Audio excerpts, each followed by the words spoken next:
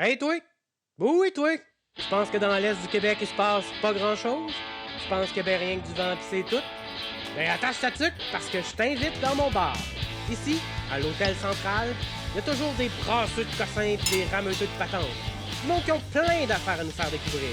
Sport, médias sociaux, arts numériques, cinéma, littérature, économie, microbrasserie. Allez, viens t'asseoir avec nous autres. Tu vas voir que dans l'Est, il n'y a pas rien que le vent. Et des coiffes. Bienvenue à l'Hôtel Central.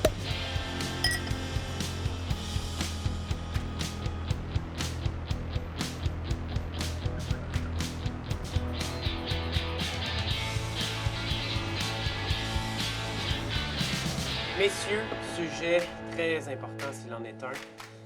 La pelouse. La pelouse, c'est comme l'hygiène personnelle. Hein? C'est important de trimer ça un petit peu une fois de temps en temps, je pense. Dépenser là-dessus? Pas trop souvent. Pas trop souvent, dit-il avec sa barbe. Non, mais prenons le gazon comme un sujet, je veux dire...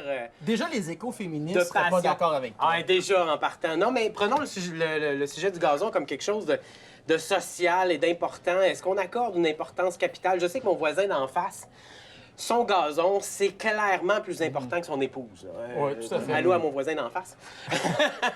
Mais je veux dire, ça prend une importance capitale pour certaines personnes. Là. Ils vivent de ça. Sa pelouse a des beaux cheveux, mais sa femme, à cause des pesticides, a plus de cheveux sur la noix. Ah! C'est des bonnes priorités. Faut faire attention. Mais je pense qu'au 21e siècle, penser que le gazon, c'est important et de la manière qu'on le conçoit, c'est comme croire que la Terre est plate, que Elvis est encore en vie ou qu'au Canada, on vit en démocratie. Tu sais, je veux dire, c'est des utopies, c'est des affaires qui appartiennent au 20e siècle, des idées qu'on devrait abattre derrière nous. Je fais lien avec la démocratie, c'est parce que quand même, le gazon, d'une façon symbolique, est très violent.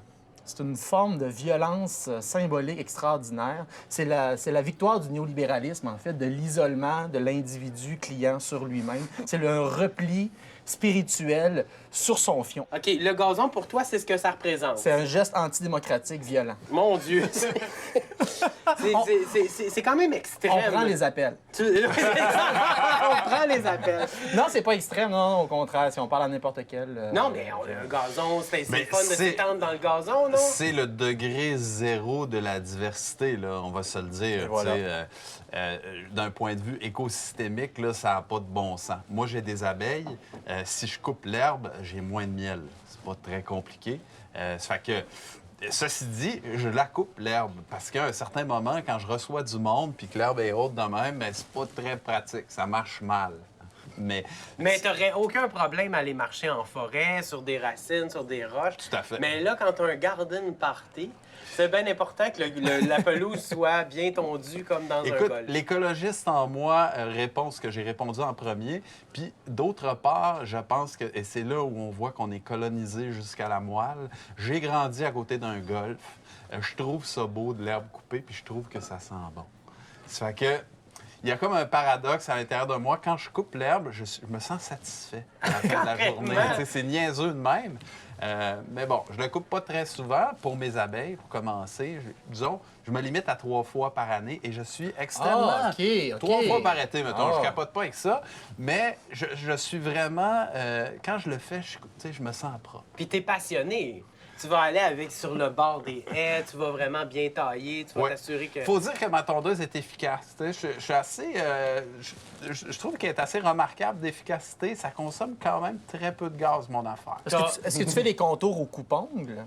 Non, vraiment pas. Je suis T'as vraiment une pas dans le détail. tondeuse Je à laisse gaz? même des lignes des fois quand je trouve qu'il y a des belles fleurs. Tu sais, ma blonde, elle trouve que je suis romantique parce qu'il reste une ligne de pissenlit par rapport. Mais c'est vrai, c'est étonnant, t'as une tondeuse à gaz. Ah ouais. Incroyable! Pollueur! Ah non, mais j'en reviens pas que t'aies pas de tondeuse électrique.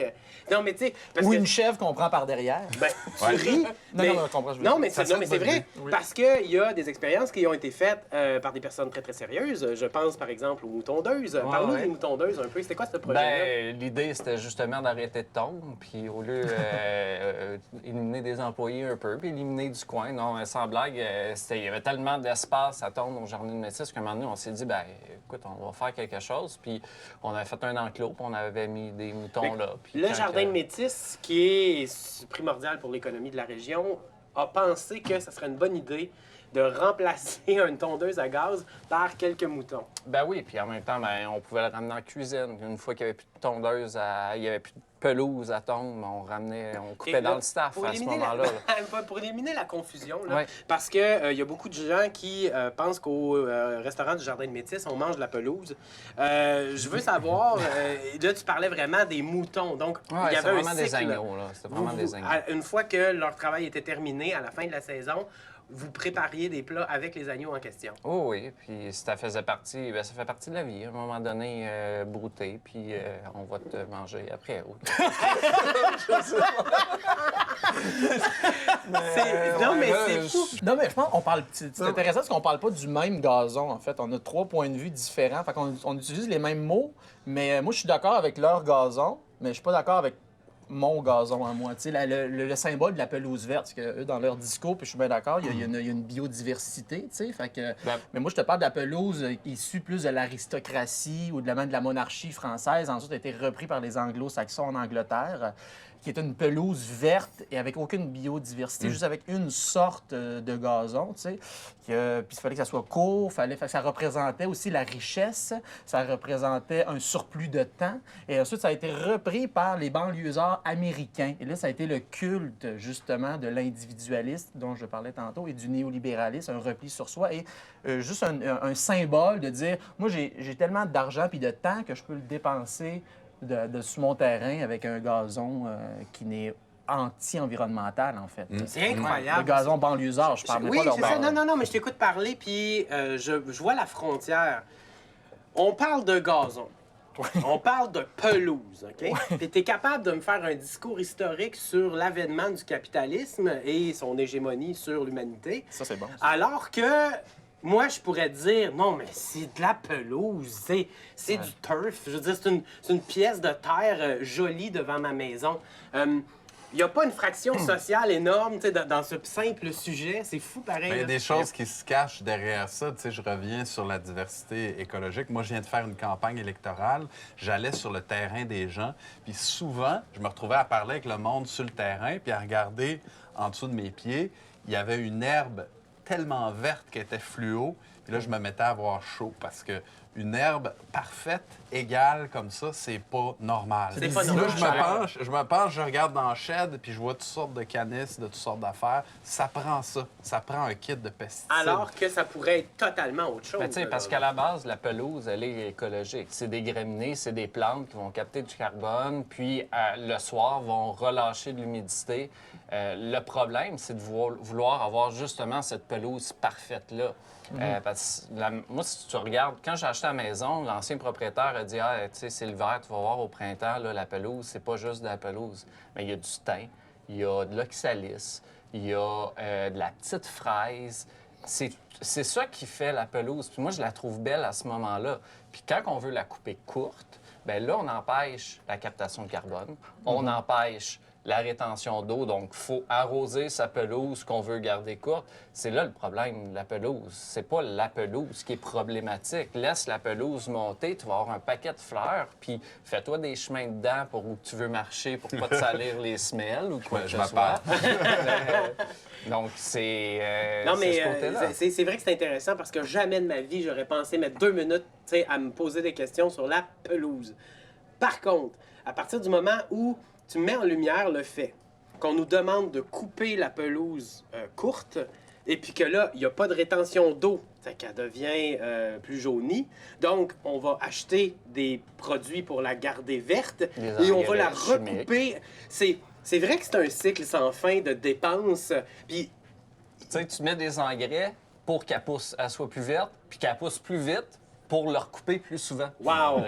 C'est des choses qui marchent pas. C'est là, pathologique, là. Non, c'est Mais c'est effectivement... ça, je te dis, ça, il y a une colonisation mentale associée à ça, puis on va juger ses voisins. Ouais. Ah, lui, sa pelouse, il y a des pissenlits. Ouais. Sa famille ne doit pas être heureuse. Fait qu'on... Non, c'est vrai, on diagnostique l'intérieur de la maison et l'intérieur de la tête des familles avec le gazon. Un gazon bien entretenu, c'est une famille qui est heureuse. Alors que si, en moyenne, les gens, j'ai lu ça, en moyenne, les gens, ils passent 150 heures par année dans l'entretien de leur gazon. Fait que c'est 150 heures que tu mets pas à lire un livre ou à donner des petits becs sur le front à des tomates ou à tes enfants, tu sais. Il y a une petite histoire d'ailleurs autour de Félix, dont je me rappelle. Félix qui a vécu en Suisse pendant quelques années, puis il coupait pas son herbe. Son gazon était long, puis les voisins le regardaient, puis commençaient à être mal à l'aise. Bon, c'est Félix Leclerc, on n'est pas trop sûr qu'on va aller y dire. Mais à un certain moment, puis Félix, quand il raconte son retour au Québec, il raconte toujours cette histoire-là. Il dit, bien, il y avait tellement de pression sociale autour de ma pelouse qui n'était pas égale, qui n'était pas comme chez les voisins, que j'ai décidé de vendre la maison puis de revenir au Québec. Wow! En plus, il était en coton ouaté. Fait que tout le monde était sur son cas. Mais fun fact, en Californie, vu qu'il y a des sécheresses et tout ça, puis les gens, il y a des lois sauvages pour pas qu'ils abusent de l'eau potable. Maintenant, ils engagent des gens pour peindre la pelouse. Fait qu'il y a des peintureurs, il y a des peintres. Donc, Toulousier. les Grands Prix font ça partout pour avoir quel Grand Prix va avoir la pelouse la plus verte. Fait qu'ils peinturent la pelouse. C'est fou, hein? Le golf est un sport qui est extrêmement apprécié par des centaines de milliers de gens à travers le monde et une bonne communauté aussi dans l'Est du Québec. Ici, les terrains de golf, leur attrait principal, ça doit pas être la pelouse. Pourtant, c'est super important. C'est drôle, j'ai l'impression que, je sais pas s'ils font un combat, eux autres mêmes, s'ils se livrent à ce combat-là, de la pelouse parfaite. Mais si c'est le cas, je pense que c'est beaucoup de temps, effectivement, gaspillé pour du temps qui aurait pu être mis ailleurs, par exemple, à un sport de qualité. Le plus beau golf, là, c'est celui de la Pointe à Grand Métis, OK. qui est abandonné depuis 5 ans, qui me fournit en petites fraises toutes pour mes gelatos. Mais C'est peut-être le que ça va meilleur devenir golf un du nouveau monde. sport, Ouais. tu sais, jouer au golf au travers des fraises. Ben, un nouveau sport ou le retour à ce qu'était le golf au début, des premiers balbutiements, on s'entend, ils n'ont pas joué Cherche là-dessus. la balle Ouais, c'est dans ça, la là. jungle. C'est vrai, non, mais ça se faisait dans les rochers, puis c'était du hardcore golf, là. C'est vraiment intense.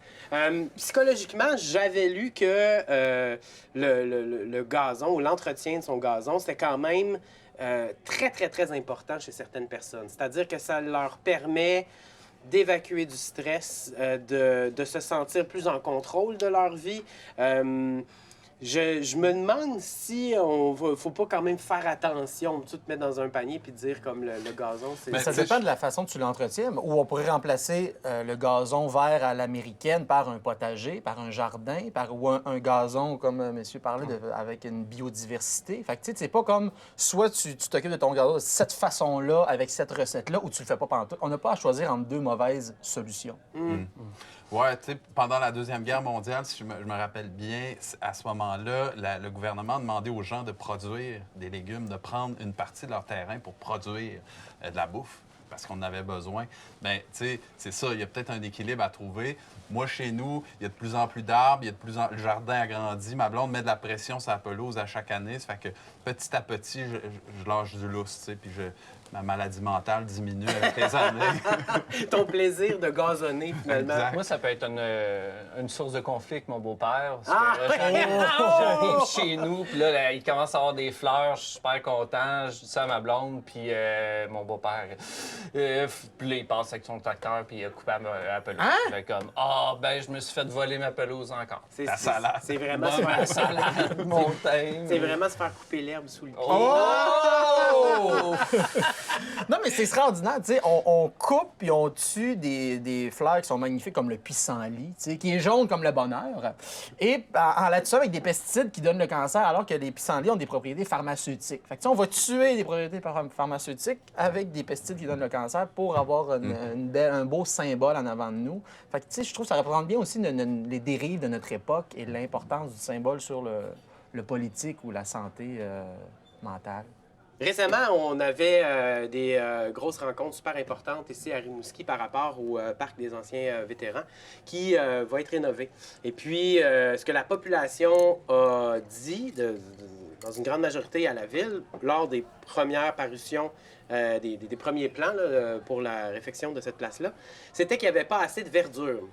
Et cette verdure-là a été comprise de la part des architectes et des environnementalistes en rajoutant plus de gazon. Je suis pas sûr que c'est les environnementalistes qui ont compris ça. Non, mais c'est ça. Mais dans le fond, la population a demandé de la verdure et ce qu'on leur a donné, c'est plus de gazon dans le parc en question. Donc, c'est de dire aussi à quel point... on dirait que même dans l'architecture ou dans notre environnement ici urbain, le gazon va prendre une place super importante. Mais c'est un peu l'importance d'un architecte de paysage où il va trouver une plante alternative. Il va peut-être trouver de l'avoine bleue, par exemple, qui est une autre sorte de graminée, qui est magnifique, qui va pouvoir s'intégrer là, qui va avoir un rôle sur le bord de la route, par exemple, de filtrer ce qui va s'écouler des voitures sur le côté de la route. Donc, tu sais, la pelouse, c'est un graminé, mais c'est des graminées qu'on coupe. Il n'a pas sa vie de graminé. Il ne fera jamais des graines. Il ne se reproduira pas. Donc, l'idée, c'est peut-être de diversifier ce qu'on a. À côté de chez nous, il y a un terrain vague. Puis la municipalité, au mois de juillet, taille. Puis là, je vais voir le gars dans son tracteur. Premièrement, il utilise le tracteur de la municipalité. Il coupe des arbres que l'ancien maire avait plantés en même temps. Parce que là, je dis, pourquoi tu fais ça? Ah, ça a de l'air propre. Je dis, oui, mais tu sais, là-dedans, il y a un paquet de trucs qui est utile, qui pourrait. Puis en plus, il y a des renards qui se promènent. Puis du moment qu'ils coupent, il n'y a plus rien. Parce qu'il n'y a plus de mulot, il n'y a plus rien qui se promène, il n'y a plus de lièvre là-dedans. Ouais, on est en train de gérer le chaos. C'est-à-dire que c'est un peu ça l'idée du gazon quand même. C'est vraiment d'essayer d'imposer la loi humaine sur la nature. Mais c'est d'avoir quelque chose qui est ordonné, qui est prêt, qui est clean. Puis le désordre, ça peut être beau. Puis le désordre de la nature est souvent très intéressant. Il va y avoir une diversité de couleurs, d'odeurs aussi. Tu sais, souvent là-dedans, tu vas retrouver du mélilo. Le mélilo, c'est la plante québécoise qui est la plus riche en coumarine, qui est l'arôme principal de la vanille.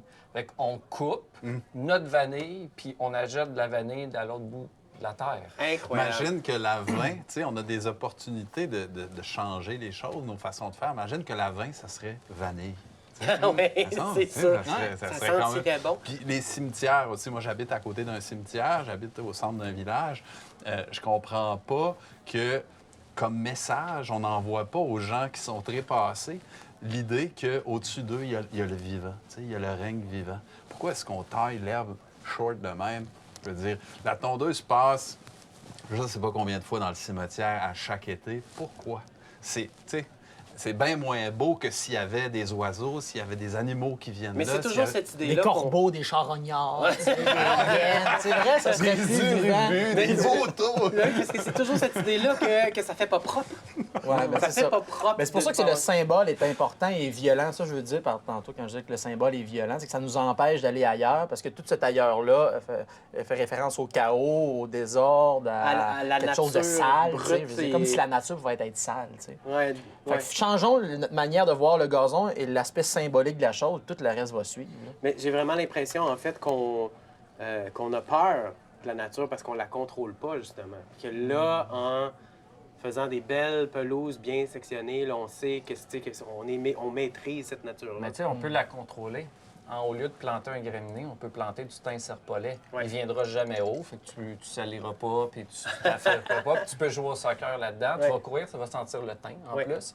Mais tu sais, c'est juste de peut-être changer un préconçu ou un dogme, puis dire, ben on va utiliser un autre végétaux, puis on va avoir le même résultat, mais ce végétau-là, il vient jamais haut, tout simplement. Utilisons la bonne plante au bon endroit, puis on va faudrait résoudre le problème. convaincre la FIFA aussi, tu sais, serpolet. De jouer sur le serpolet, hey, On ça joue sur le sentirait serpolet. bon. Hey, ben, savais-tu d'où vient l'expression le gazon est toujours plus vert chez le voisin? Non! C'est une question d'angle et de point de vue. Parce que quand tu regardes ton gazon à toi, ton angle est surélevé, fait que tu vois la terre et tu vois ça. Mais quand tu regardes le voisin, c'est en angle, l'angle est différent. Ben oui, l'angle est alors différent. tu vois tout le vert. Fait qu'il n'est pas nécessairement plus vert, mais ton angle de point de vue fait que le gazon est plus vert chez le voisin. Fait que ça veut dire qu'à se comparer, on finit toujours par perdre.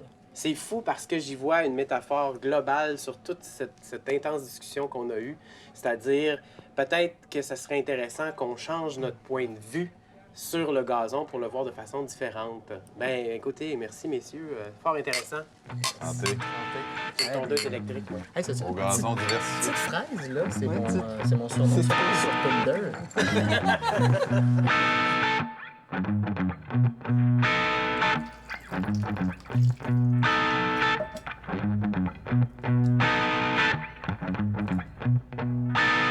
Bienvenue chez vous. Hey, merci. J'ai fait une sauterelle puisque je me suis dit, en tant qu'anti-gazon, Anti-gazon. non, mais c'est fou! Parce que à notre époque, je pense qu'on peut être anti-tout. Il y a toutes sortes de sujets Ouais. qu'on peut être anti. Ouais. Puis on peut également, puis ça, je pense qu'il n'y a pas nécessairement, c'est pas tellement tout le monde qui sait ça, mais on peut être anti-gazon. Ouais, ben... Pourquoi? J'aime pas Quelque chose dire que je d'aussi suis inoffensif. anti-gazon, mais je peux dire que dans l'époque où on est présentement, s'il y a une liste de gestes parmi les gestes de arroser son entrée en asphalte, ben faire pousser du gazon, c'est rendu à peu près dans le même, la même catégorie. Si tu regardes tout l'impact environnemental que ça peut avoir, là, ça s'appelle le pâturin du Kentucky, ce que tu fais pousser. C'est une plante, c'est un graminé qui va pousser puis qui va faire... sur le ton de pas, ça fait des beaux gros épis. C'est super joli, ça. OK. Mais c'est dommageable pour l'environnement. Tu vas Pourquoi utiliser tu dis beaucoup que d'eau, beaucoup de c'est ça. pesticides, c'est une monoculture. OK. C'est le principe de toute monoculture, c'est de s'accaparer toute l'énergie de la terre, ce que cette plante-là a besoin. Puis après quelques années, ben, tu as besoin d'engrais pour que ça continue de pousser. Ça. Parce que si on fait pousser une sorte de plante sur un territoire donné, dans le fond, tous les éléments nécessaires nutritifs à ça cette pousse, plante-là, éventuellement, il n'y en aura plus. Ouais. Donc, inévitablement, pour pallier à ça, tu es obligé de bourrer cette terre-là des éléments et T'en as besoin, tu veux ouais. pallier au fait que ton gazon est plus vert-vert. Fait que là, tu y mets des agents chimiques, des trucs pour pallier à ces Tu fais problèmes. venir Monsieur Gazon qui va arroser, engraisser ta pelouse, mais il y a d'autres alternatives. T'sais. Juste mélanger J'ai eu un bon exemple l'année passée. J'ai eu à poser sur ma cour, à planter quelque chose. J'avais à me poser la question, qu'est-ce que je vais planter? J'ai acheté un mélange de gazon et de trèfle blanc. OK? Et il y a eu une grosse sécheresse, puis moi, je n'ai pas arrosé, puis il a resté une chose, le trèfle, puis le gazon, il a brûlé. T'sais. OK. C'est la preuve à quel point que c'est une culture qui n'est pas tough. Il faut que tu l'arroses. Combien d'eau ils disent d'arroser, je pense, à tous les jours pendant 3 semaines, là, quand tu On fais n'a pousser du pas gazon. nécessairement ici les conditions climatiques pour favoriser le gazon sur toutes les pelouses.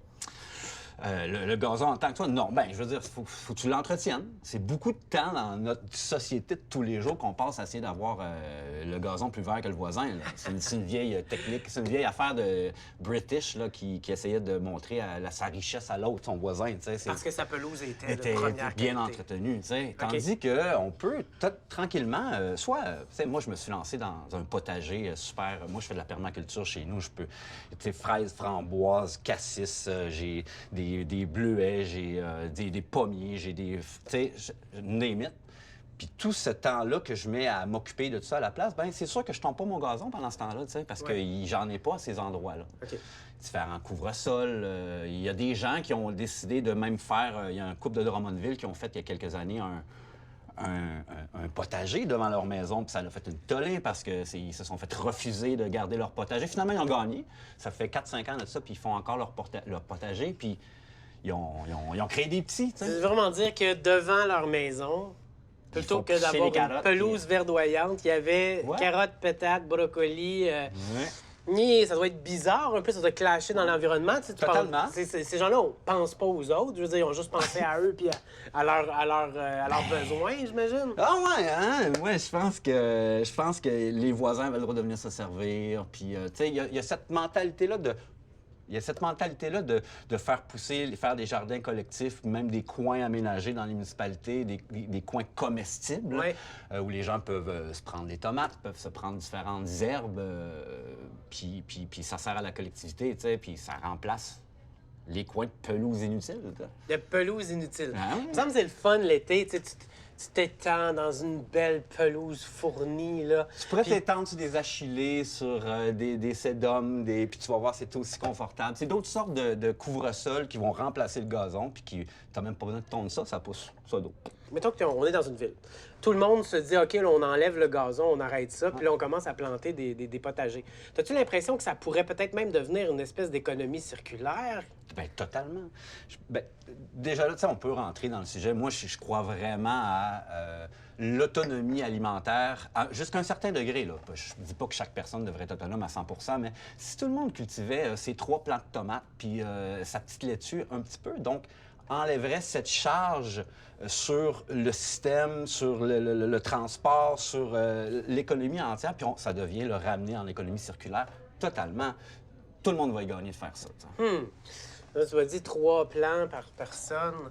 Comme, par exemple, 3 plants de gazon là, bien fournis. Là. Ça serait possible de vraiment faire pousser. Je pense qu'on a le droit de faire pousser 3 plants de gazon. Ah, peut-être 4. Au OK. Canada, c'est 4 plants de Donc, cannabis. au Canada, on aurait le droit à 4 plants de gazon, donc 4 Ouais. plants de cannabis Ouais. par personne. Ouais. OK. Puis, est-ce que quelqu'un qui, nécessairement, est anti-gazon pour la pelouse d'en avant va être pro-gazon pour des plants de pot chez eux?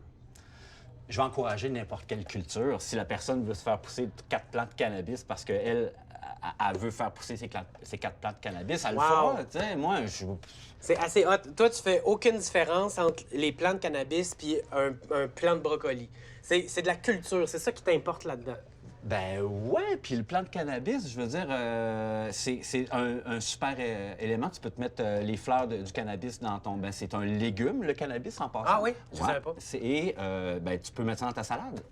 Wow! Et tu n'auras Ouais, pas mais- l'effet... mais t'auras pas l'effet psychotrope, là. Ah non? Non, tu vas juste avoir la portion super aliment de la chose. Le cannabis, pour qu'il soit psychotrope, il faut que le THC soit chauffé, brûlé. Ah, Sinon, il OK. n'y a pas d'effet... Donc, si tu le manges, tu le manges en salade.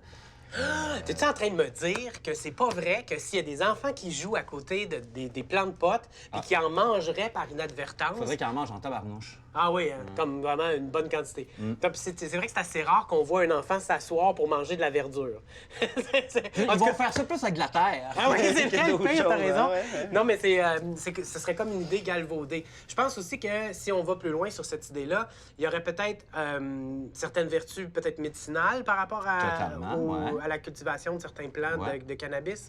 Oui. Puis souvent, ça va être pour le transformer, ça va être plus consommé en huile ou en nourriture ou même en capsule quand ça devient plus médicinal. Oui, mais Donc, c'est de la drogue. Je veux dire, les gens deviennent comme ils pas- ont besoin de voler pour prendre la drogue après, non? ouais, on pourrait parler des pharmaceutiques, comment toute cette industrie-là, et à quel point ça drogue les gens aussi. je veux OK. dire. Là, tu me fais le parallèle Là, entre le fait que... ben là, on rentre dans le médicinal. Ouais, Donc là, ouais, on parle de médicament pour un autre médicament. Je pense que le cannabis a beaucoup plus de pouvoir et de potentiel pour aider les gens sans side effects, sans des... Ça sent les effets psychotropes, nécessairement. Ben oui, non, mais je parlais des contre-effets. Les juste contre-effets, plus OK. que prendre combien d'opiacés par jour parce que les gens sont dépressifs ou les gens sont... Bon, ben... Ouais. Ce que tu veux dire, c'est Ben, que... je suis pas un spécialiste de ce côté-là non plus. Non, mais là. c'est pas parce On qu'il y a de jase. l'ibuprofène chez Jean Coutu Ben ou ouais, dans une ouais. pharmacie Prends-en 25 par jour. que là, tu vas aller voler pour pouvoir t'acheter de l'ibuprofène. C'est ça. Mais s'il avait été illégal, peut-être que les gens auraient volé, parce que si ça soigne des gens, ben il y a des gens qui auraient trouvé à le faire sur le marché noir. là. Wow, j'aime beaucoup la métaphore qu'on est en train de faire. Imaginez-vous que devant chez soi, il y a un parterre fleuri, un parterre de légumes et un parterre également composé d'ibuprofène. Donc, tu sais, littéralement, là, de trucs pour t'enlever le mal de tête. Oui, Ben, ça serait oui, probablement oui, oui. très bien vu. Ah mon Dieu, je vais prendre quelques feuilles d'ibuprofène, puis là, je vais me faire une tisane, puis ça va bien aller. Mais là, c'est du pot! Fait que là, c'est comme... Ça a été diabolisé pendant 80 ans, le OK. cannabis. Là. C'est qu'on est encore dans un changement de mentalité, puis de dédiaboliser cette chose. OK. Mais ça sauve tellement de gens. hein. Il y a tellement de gens que ça les aide à vivre dans leur quotidien. Point de vue médicinalement parlant, là. Ouais. Médicalement parlant, pardon. Ben ouais. Ben, j'imagine discuter aussi pendant que des ça heures. doit diversifier la variété extraordinaire d'insectes qu'on a dans le Bas-Saint-Laurent, comme la sauterelle, par exemple. Fait que, Oui. merci pour cet apport. Passer les papillons aussi. Exact. Oh, les Merci. papillons, c'est beau. Oh.